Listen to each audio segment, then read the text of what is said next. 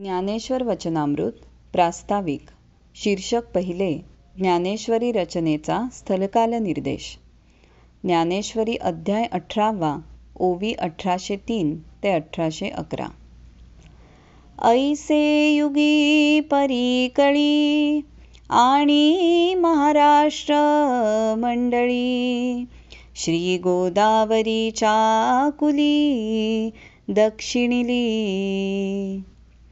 त्रिभुवनैक पवित्र अनादि पंचक्रोश क्षेत्र, जेथ जगाचे जीवनसूत्र श्री महालयासे, तेथ यदुवंश विलास जो सकळ कळा निवास, न्यायाते पोषी क्षितीश श्रीरामचंद्र, तेथ महेशान्वय संभूते श्रीनिवृत्तीनाथ सुते, केले ज्ञानदेवे गीते देशिकार लेणे, एवं भारताच्या गावी भीष्म नाम प्रसिद्ध पर्वी,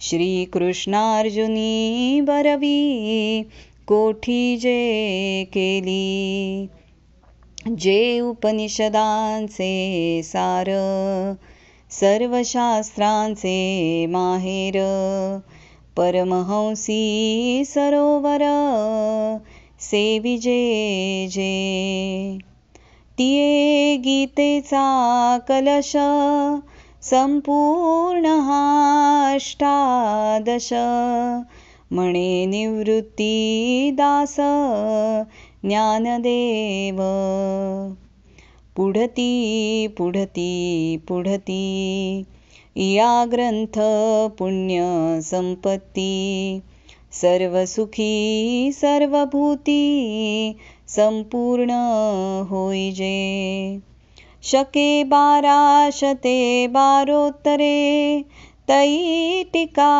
केली ज्ञानेश्वरे, सच्चिदानंद बाबा दरे लेखकू जाहला, राजाधिराज सद्गुरुनाथ महाराज की जय. ज्ञानेश्वर वचनामृत प्रास्ताविक. शीर्षक 1. ज्ञानेश्वरी रचनेचा स्थलकाल निर्देश. ज्ञानेश्वरी अध्याय 18 ओवी 1803 ते 1811. याप्रमाणे कलियुगामध्ये महाराष्ट्र देशात श्री गोदावरीच्या दक्षिण तीरावर त्रिभुवनात अत्यंत पवित्र व जगाचे जीवनसूत्र असलेले क्षेत्र श्री नेवासे येथे श्री मोहिनीराज नावाचे देऊळ आहे. त्या क्षेत्रात सकल कलांनी संपूर्ण पृथ्वीचा धनी व न्यायाने प्रजेचे पालनपोषण करणारा, यदुकुलास भूषण देणारा रामराजा राज्य करीत होता. त्यावेळेस श्री निवृत्तीनाथ महाराजांची जी परंपरा श्री शंकरापासून आहे, त्यांचे शिष्य श्री ज्ञानदेव यांनी श्रीमद भगवद्गीतेस मराठी भाषेचे लेणे केले. याप्रमाणे महाभारतातील प्रसिद्ध भीष्म पर्वात श्री कृष्णार्जुनांचा जो उत्तम संवाद झाला, जे उपनिषदांचे सार असून सर्वशास्त्रांचे माहेर व परमहंस साधूंचे क्रीडा करण्याचे सरोवरच होय, त्या गीतेचा 18वा अध्याय हा कळस आहे, असे श्री निवृत्ती महाराजांचे शिष्य श्री ज्ञानदेव म्हणतात. उत्तरोत्तर या ग्रंथाच्या पुण्यरूप संपत्तीने जीवमात्राला सर्व सुखाचा पूर्ण लाभ हो. शके 1212 मध्ये ही टीका ज्ञानेश्वर महाराजांनी करून सच्चिदानंद बाबांनी अति आदराने लिहिली आहे. राजाधिराज सद्गुरुनाथ महाराज की जय.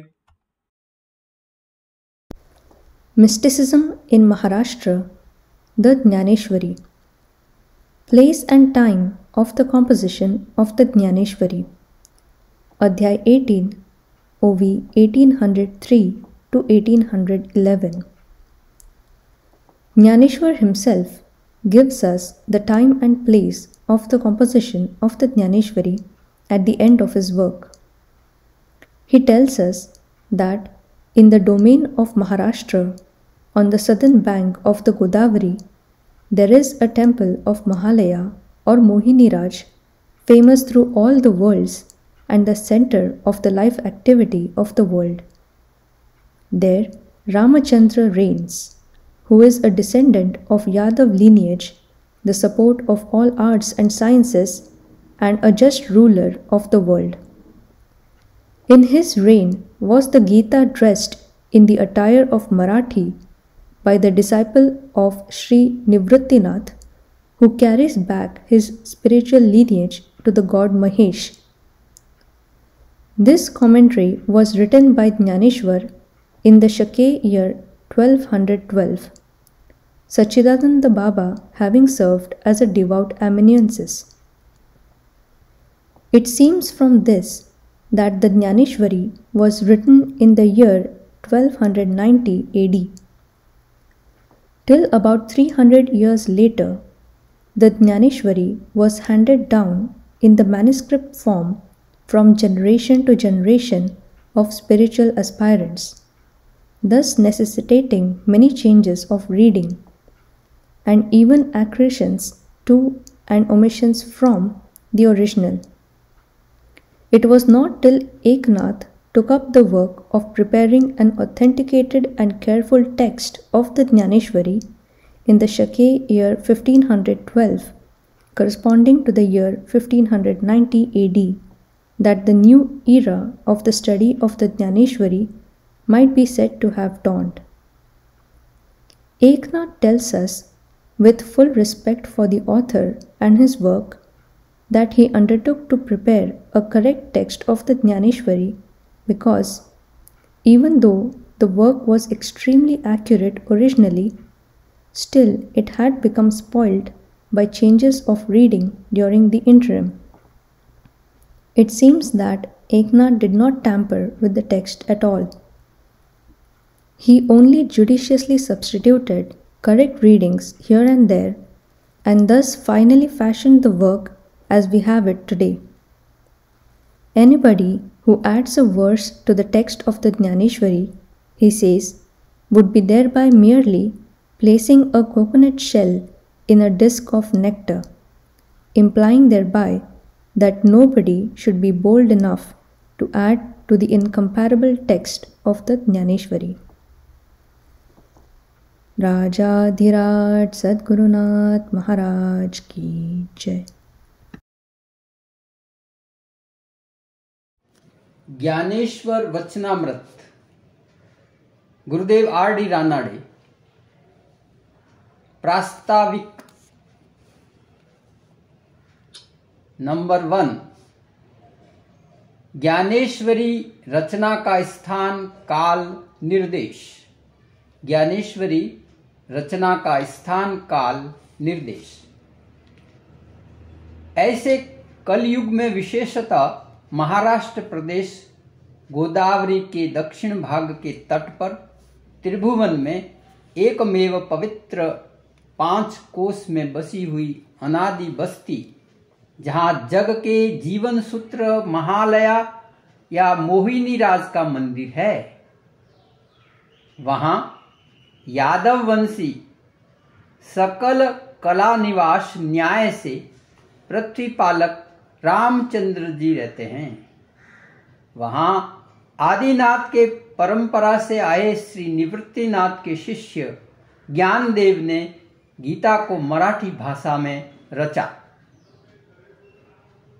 एवं भारत के देहातों में भीष्म नाम प्रसिद्ध उत्सव पर जो श्री कृष्ण अर्जुन संवाद क्रीड़ा की बात हुई, जो उपनिषदों का सार है, जो सर्व शास्त्रों का जन्म स्थान है और उस सरोवर का परमहंस सेवन करते हैं, वहां उस गीता का कलश रूपी 18 अध्याय संपूर्ण हुआ। ऐसा निवृत्तिदास के शिष्य ज्ञानदेव कहते हैं।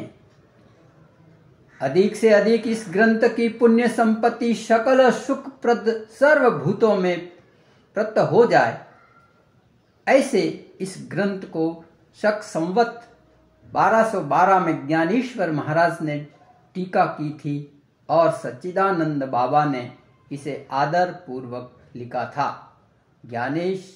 ज्ञानेश्वरी अध्याय 18 ओवी संख्या 1803 से 1811। राजाधिराज सद्गुरुनाथ महाराज की जय।